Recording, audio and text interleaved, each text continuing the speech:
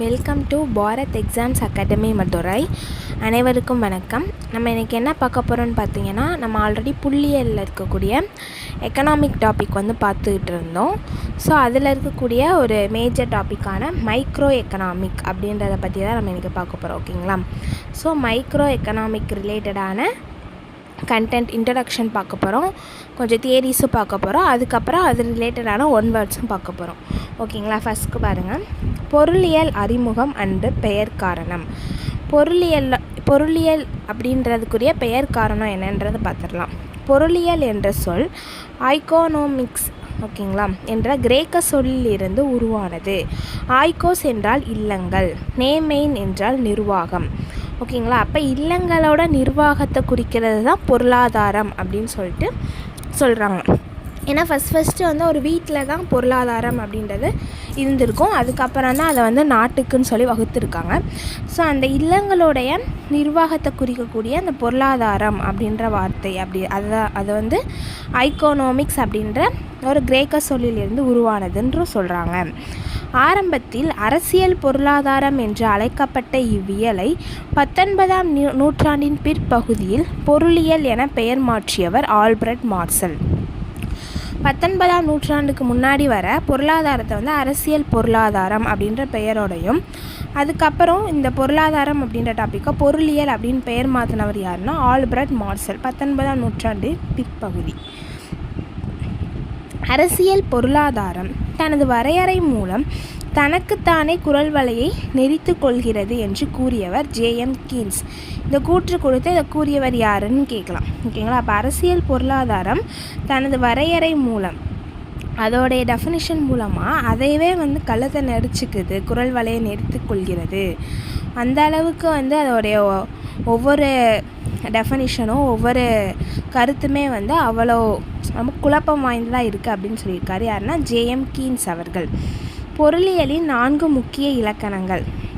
ஓகேங்களா?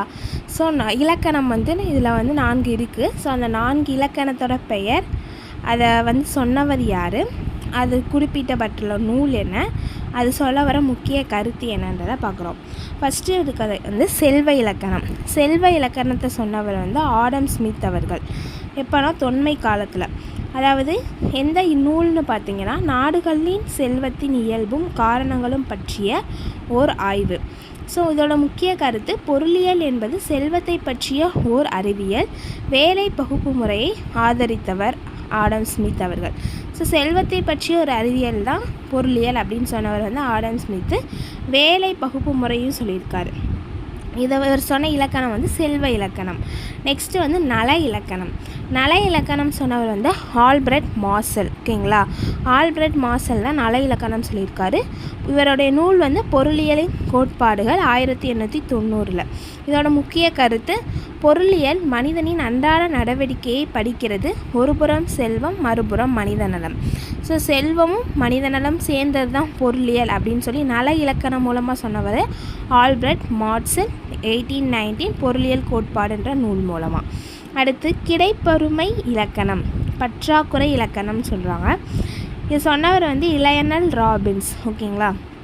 பொருளியல் அறிவியலின் தன்மையும் அதன் சிறப்பும் பற்றிய கட்டுரை 1932 இந்த லயனல் ராபின்ஸ் அப்படின்றவர் இது சொல்லியிருக்காரு. பற்றாக்குறை இலக்கணம் இதோடைய கருத்து என்னென்னா, மனிதனின் எல்லையற்ற தேவைகளையும் மாற்று வழிகளில் பயன்படக்கூடிய பற்றாக்குறையான வளங்களையும் படிக்கும் ஒரு அறிவியல் தான் இந்த பொருளியல் அப்படின்னு சொல்லி இந்த பற்றாக்குறை அறிவியல் பற்றி சொன்னவர் லயனல் ராபின்ஸ் அவர்கள். நெக்ஸ்ட்டு வளர்ச்சி இலக்கணம். வளர்ச்சி இலக்கணத்தை சொல்லவர் பால் அந்தோனி சாமுவேல்சன். ஓகேங்களா? இவர் பொருளாதாரம் ஒரு அறிமுக பகுப்பாய்வு 1948 அப்படின்ற ஆண்டில் வெளிவந்து அந்த நூலில் சொல்லியிருக்காரு. இதோடைய கருத்து என்னன்னு பார்த்தீங்கன்னா, பற்றாக்குறையான வளங்களை கொண்டு உற்பத்தி செய்து தற்காலத்திலும் எதிர்காலத்திலும் நுகர்விற்காக எவ்வாறு பகிர்ந்தளிப்பது என்பதை தேர்வு செய்யும் இயல், காலம் மற்றும் பண்டமாற்று முறைக்கு பொருந்தும் இயங்கு நிலை இலக்கணம். ஓகேங்களா? ஸோ பற்றாக்குறையில் இருக்கிறதையும் பற்றாக்குறையான வளங்களை கொண்டு அதை உற்பத்தி செஞ்சு எதிர்காலத்தில் நுகர்விற்காக எவ்வாறு பகிர்ந்தளிப்பது அப்படின்றத தெரிஞ்சுக்கிற ஒரு இயல் தான் இந்த பொருளியல் அப்படின்னு சொல்லி வளர்ச்சி இலக்கணம் அப்படின்ற சொன்னவர் யாருன்னா பால் அந்தோனி சாமுவேல்சன். இது மொத்தம் 4 இலக்கணம். ஃபஸ்ட்டு செல்வ இலக்கணம் சொன்ன வந்து ஆடம் ஸ்மித்து. ஓகேங்களா, 1776. செல்வத்தை பற்றி ஒரு அறிவியல் அப்படின்னு சொல்லியிருப்பார். அடுத்து நல இலக்கணம் சொன்னவர் வந்து ஆல்பர்ட் மார்சல், 1819. இதில் என்ன சொல்லியிருக்காரு, செல்வமும் இருக்கும், ஒரு பக்கம் மனித நலமும் இருக்கும். ஸோ இது நல இலக்கணம்னு சொல்லியிருக்காரு. அடுத்து பற்றாக்குறை இலக்கணம், கிடைப்பருமை இலக்கணம் அப்படின்னு சொன்னவர் வந்து லயனல் ராபின்ஸ் அவர்கள். இவர் என்ன சொல்கிறான்னா பற்றாக்குறையான வளங்களை பற்றி படிக்கக்கூடியது அப்படின்னு சொல்லியிருக்காரு. அடுத்து வளர்ச்சி இலக்கணம் பற்றி சொன்னவர் வந்து பால் அந்தோனி சாமுவேல்சன். இவர் என்ன சொல்லியிருக்காங்கன்னா பற்றாக்குறையான வளங்களை வச்சு எதிர்காலத்துக்கான நுகர்வு பொருட்களை உற்பத்தி செய்யக்கூடிய ஒரு இயல் அப்படின்னு சொல்லியிருக்காரு. ஓகேங்களா, ஸோ இந்த 4 இலக்கணமே ரொம்ப முக்கியம். ஓகேங்களா, என்னென்ன இலக்கணம் மட்டும் சொல்லிடுறேன். செல்வ இலக்கணம், நல இலக்கணம், பற்றாக்குறை இலக்கணம், வளர்ச்சி இலக்கணம்.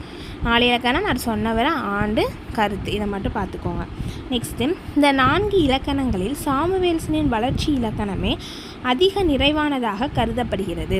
ஸோ இந்த 4ல் அதிகமாக கரெக்டுன்னு சொல்லி தேர்ந்தெடுக்கப்பட்ட ஒரு இலக்கணம் வந்து லாஸ்ட்டு படித்த வளர்ச்சி இலக்கணம், சாமுவேல்சனோட வளர்ச்சி இலக்கணம் அப்படின்னு சொல்கிறாங்க. ஆடம் ஸ்மித்தின் செல்வ இலக்கணம் மனித நலனை புறக்கணித்ததால் ரஸ்கின் மற்றும் கார்லைல்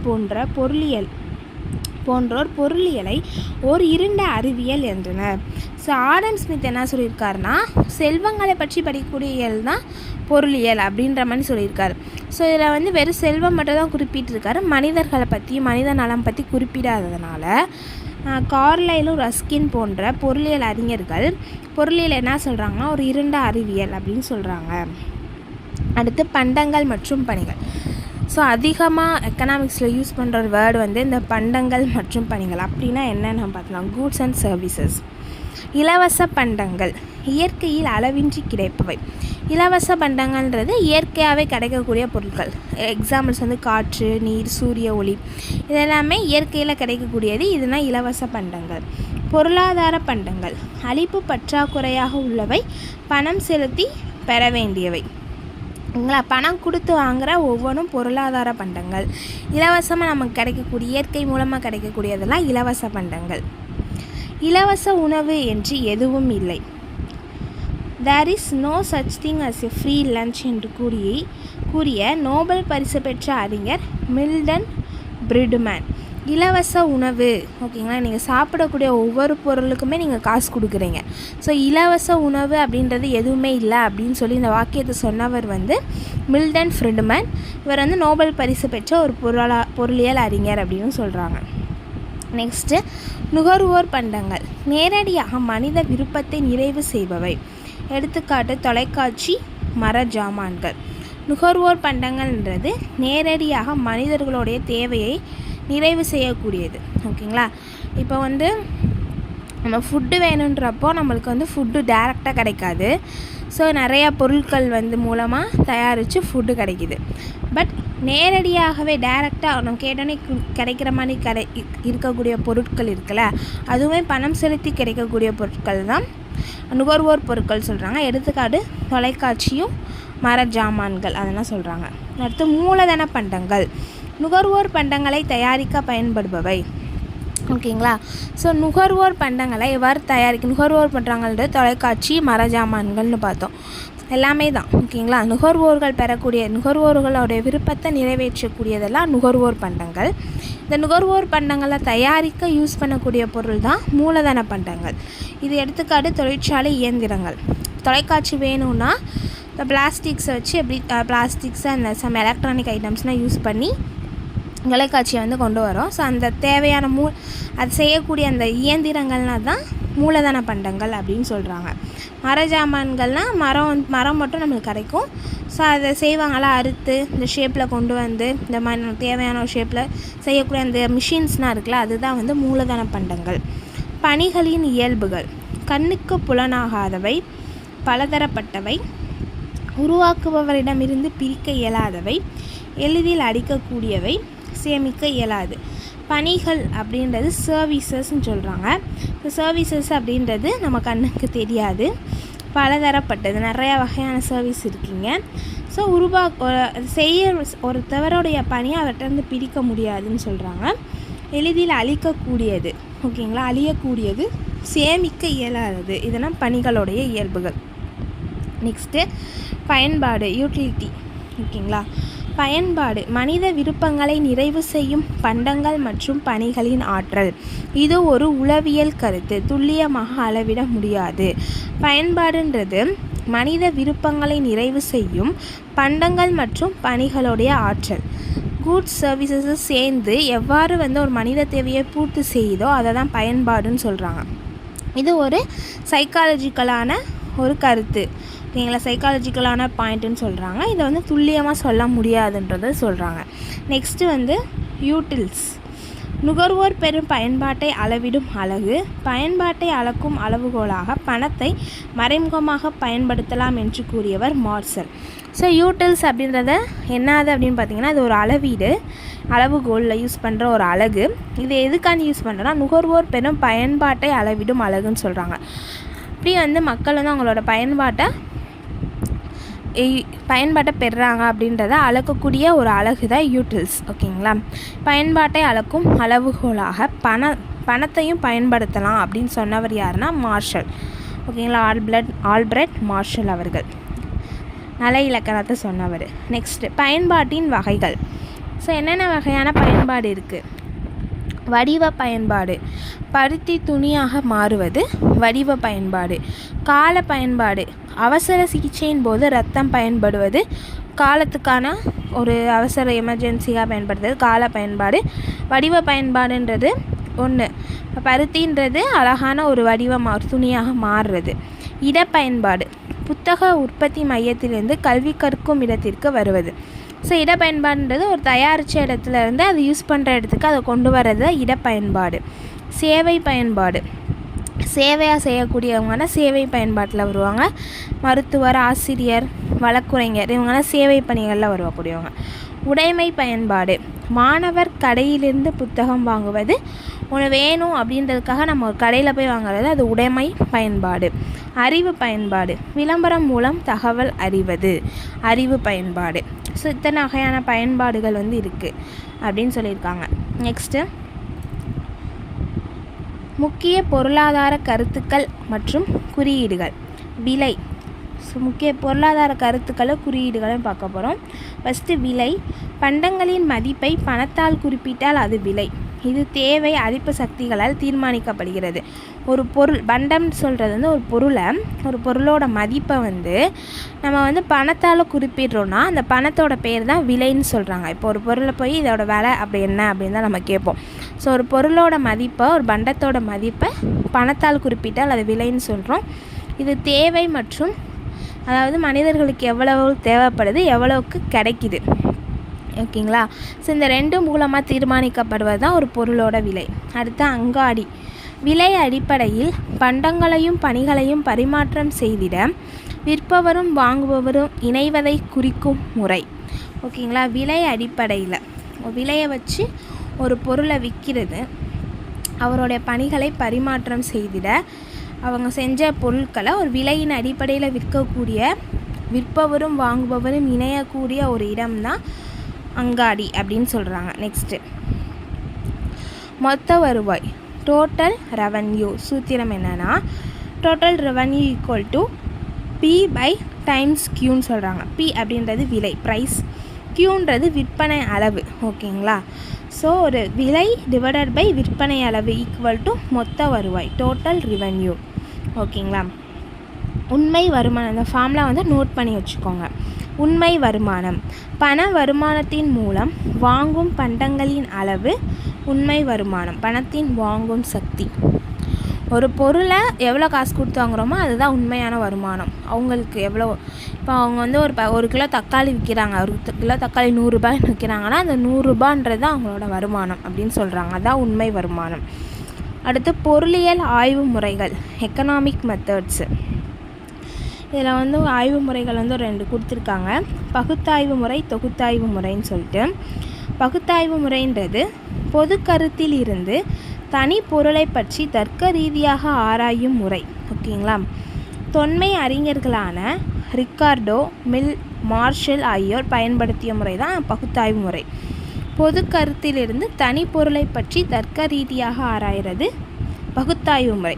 தொகுத்தாய்வு முறைன்றது தனிப்பட்ட உண்மைகளை கொண்டு பொது கருத்தை அல்லது விதியை உருவாக்கும் செயலறி அல்லது வரலாற்று முறை. உணவுக்கான செலவு சதவீதம் வருமான உயர்வின் போது குறையும் என்ற ஏங்கலின் விதி. அதாவது தனிப்பட்ட பொது கருத்தை வச்சு தனிப்பட்ட ஒரு விஷயத்தை சொல்கிறது பகுத்தாய்வு முறை. தனிப்பட்ட கருத்தை வச்சு பொதுவான ஒரு விதியை உருவாக்குறது தான் தொகுத்தாய்வு முறைன்னு சொல்கிறாங்க. தொகுத்தாய்வு முறைக்கு உதாரணமாக உணவுக்கான அதாவது உன்னுடைய வருமானம் குறையிறப்போ நீ சாப்பிட்ற அளவு ஆட்டோமேட்டிக்காக குறையும். அதுதான் அந்த ஏங்கலின் விதின்னு சொல்கிறாங்க. உணவுக்கான செலவு சதவீதம் வருமான உயர்வின் போது குறையும். ஓகேங்களா? செலவு சதவீதன்றப்போ நீ வருமானம் அதிகமாக சம்பாரிச்சுன்னா உன்னுடைய செலவு சதவீதமான எப்படி காமிக்கும்? குறைஞ்சு காட்டும். அதுதான் ஏங்கலின் விதின்னு சொல்கிறாங்க. இதுதான் தொகுத்தாய்வு முறைன்னு சொல்கிறாங்க. நெக்ஸ்ட்டு, நடப்பதற்கு வலது காலும் இடது காலும் எவ்வாறு அவசியமோ அதுபோல் பகுத்தாய்வு முறையும் தொகுத்தாய்வு முறையும் அறிவியல் ஆய்வுக்கு அவசியம் அப்படின்னு ஆல்பர்ட் மார்சல் சொல்லியிருக்கோம். எப்படி உனக்கு 2 கால் இருக்கோ 2 கால் வேணுமோ அதே மாதிரி பகுத்தாய்வு முறை தொகுத்தாய்வு முறை ரெண்டுமே பொருளியலுக்கு வேணும்னு சொன்னவர் ஆல்பர்ட் மார்சல். பொருளியல் விதிகளை போக்குறை கூற்றுகள் என்றும் அலைகளின் விதிகளோடு ஒப்பிடலாம் என்றும் கூறியவரும் மார்சல் தான். இந்த நம்ம எக்கனாமிக் கிளாஸ் எல்லாத்தையுமே போக்குறை கூற்றுகள் அப்படின்னு சொல்லியிருக்காரு. அலைகளின் விதிகளோடு ஒப்பிடலாம் அப்படின்னும் மார்சல் சொல்லியிருக்காரு. நெக்ஸ்ட்டு, பொருளியலின் உட்பிரிவுகளும் வகைகளும். பொருளியலில் 4 முக்கிய உட்பிரிவு இருக்குது. ஒரு நுகர்வு, உற்பத்தி, பரிமாற்றம், பகிர்வு. ஓகேங்களா? நுகர்வு, உற்பத்தி, பரிமாற்றம், பகிர்வு. பகிர்வு டிஸ்ட்ரிபியூஷன் அப்படின்றது உற்பத்தி காரணிகளுக்கான வெகுமதிகளை நிலத்திற்கு உரம், நிலத்திற்கு வாரம், உழைப்பிற்கு கூலி, மூலதனத்திற்கு வட்டி, தொழில் அமைப்பிற்கு லாபம் பற்றி படிப்பது. உற்பத்தி காரணிகளுக்கான வெகுமதிகளை பற்றி படிக்கிறது தான் பகிர்வுன்னு சொல்கிறாங்க. சரியா? உன்னை உற்பத்தி பண்ணுறதுக்கு என்னென்ன தேவை? இப்போ நீ அரிசி உற்பத்தி பண்ணோன்னா நிலம் தேவை. தொழிற்சாலை ரன் பண்ணோன்னா அங்கே இயந்திரங்கள் தேவை, உழைப்பாளர்கள் தேவை. ஸோ உன்கிட்ட இப்போ ஒரு தொழிற்சாலை பற்றி பண்ணால் ஃபஸ்ட்டு அடிப்படையாக அவன்கிட்ட மூலதனத்துக்கு காசு தேவை. ஸோ இந்த மாதிரி அடிப்படையாக உற்பத்தி காரணிகளுக்கு என்னென்ன தேவை அதை பற்றி படிக்கிறது தான் பகிர்வுன்னு சொல்கிறாங்க. இது நுண்ணியல், மைக்ரோ மற்றும் பாரியல் பொருளியல். இந்த சொற்களை முதன்முறையில் 1933 பயன்படுத்தியவர் நார்வே நாட்டு அறிஞர் பேராசிரியர் ராக்னர் பிரிட்ஜ். இப்போ நம்ம படிக்கிற இந்த மைக்ரோ எக்கனாமிக், மேக்ரோ எக்கனாமிக்ன்றதை ஃபஸ்ட்டு சொன்னவர் ராக்னர் ஃப்ரிஷ் அப்படின்றவர். இச்சொற்களை பிரபலப்படுத்தியவர் ஜேஎம் கீன்ஸ் அவர்கள். ஜேஎம் கீன்ஸ் அப்படின்றத நம்ம ஆல்ரெடி ஃபஸ்ட்டு ஒரு வார்த்தை படித்தோம். ஓகேங்களா? இதை சொன்னவர் ஜேஎம் கீன்ஸ் அப்படின்னு சொல்லி ஃபஸ்ட்டு நான் சொல்லியிருந்தேன். என்ன சொல்லியிருந்தேன் பார்த்தீங்கன்னா, அதாவது அரசியல் பொருளாதாரம் தனது வரையறை மூலம் தனக்குத்தானே குரல் வலையை நெறித்து கொள்கிறதுன்னு சொன்னவர் ஜேஎம் கீன்ஸ். இந்த மைக்ரோ எக்கனாமிக்ஸ், மேக்ரோ எக்கனாமிக்ஸ் பற்றிய கூற்றுக்களை பிரபலப்படுத்தியவரும் ஜேஎம் கீன்ஸ் தான். ஓகேங்களா? வேலைவாய்ப்பு, வட்டி, பணம் பற்றிய பொது கோட்பாடு என்ற நூலில் சொல்லியிருக்காரு இதை பற்றி. நெக்ஸ்ட்டு, நுண்ணியல் பொருளியல். அதாவது மைக்ரோ எக்கனாமிக்ஸ்னால் என்னென்னா, தனிநபர், இல்லங்கள், நிறுவனங்களை ஆராய்வது. இதற்கு விலை கோட்பாடு என்று பெயர். ஸோ நம்ம தனியாக ஒரு நபர் இல்லை வீடு இல்லை சில நிறுவனங்கள், இன்ஸ்டிடியூஷன், இதை பற்றி படிக்கிறது நுண்ணியல் பொருளியல். பேரியல் பொருளியல்னா ஒட்டுமொத்த பொருளாதாரம், நாட்டு வருமானம், பணவீக்கத்தை ஆராய்வது. இதற்கு வருமான கோட்பாடு என்று பெயர். அதாவது நுண்ணியல் பொருளியலை விலை கோட்பாடுனும் பேரியல் பொருளியலை வருமான கோட்பாடுன்னு சொல்கிறாங்க. அதாவது பேரியல்ன்றப்போ மொத்த நாட்டை பற்றி படிக்கிறது. நுண்ணியல்ன்றப்போ சின்ன அதுக்குள்ளே இருக்கக்கூடிய சின்ன இன்ஸ்டிடியூஷன், வீடு, ஒரு தனிநபர், அதை பற்றி படிக்கிறது. ஓகேங்களா? ஓகே, நம்ம ஒரு 7 டாபிக்ஸ் பார்த்துருக்கோம் ஃபஸ்ட் இன்ட்ரடக்ஷனில் மைக்ரோ எக்கனாமிக்ஸில். நெக்ஸ்ட் டாபிக் நெக்ஸ்ட் வீடியோவில் கண்டினியூ பண்ணலாம். இது இப்போ தான் ஃபஸ்ட் டைம் நம்ம வீடியோ பார்க்குறீங்கன்னா லைக் பண்ணி ஷேர் பண்ணுங்கள். எக்ஸாம் ப்ரிப்பேர் பண்ணுறவங்களுக்கு வீடியோ வந்து கண்டிப்பாக ஷேர் பண்ணி விடுங்க. இது என்ன எக்ஸாம்னு பார்த்தீங்கன்னா கம்பைன்ட் டெக்னிக்கல் சர்வீஸ் எக்ஸாமினேஷன் நான் இன்டர்வியூ போஸ்ட்க்குரிய எக்ஸாம்ஸ்க்குரிய சிலபஸ் தான் நம்ம பார்த்துக்கிட்ருக்கோம். அதில் புள்ளியியல் அப்படின்ற யூனிட்க்குரிய புள்ளியியல் யூனிட் கீழே ஒரு 10 யூனிட்ஸ் இருக்குது. அதில் ஒன்று எக்கனாமிக். அந்த எக்கனாமிக்கில் இருக்கக்கூடிய மைக்ரோ எக்கனாமிக் அப்படின்ற டாபிக் தான் நம்ம பார்த்துக்கிட்டு இருக்கோம். ஸோ இந்த எக்கனாமிக்கோட பேசிக்கு. ஸோ இதை படித்தா தான் நம்ம இதுக்கு இனிமேல் வர எல்லாமே பார்க்க முடியும். ஸோ கண்டிப்பாக இந்த வீடியோ ஃபுல்லாக பாருங்கள், ஸ்கிப் பண்ணாமல் பாருங்கள். உங்கள் ஃப்ரெண்ட்ஸ் அண்டு ரிலேட்டிவ்ஸ்க்கு எல்லாருக்கும் ஷேர் பண்ணுங்கள். பிடிச்சிருந்தால் லைக் பண்ணி கமெண்ட் பண்ணுங்கள். தேங்க்யூ.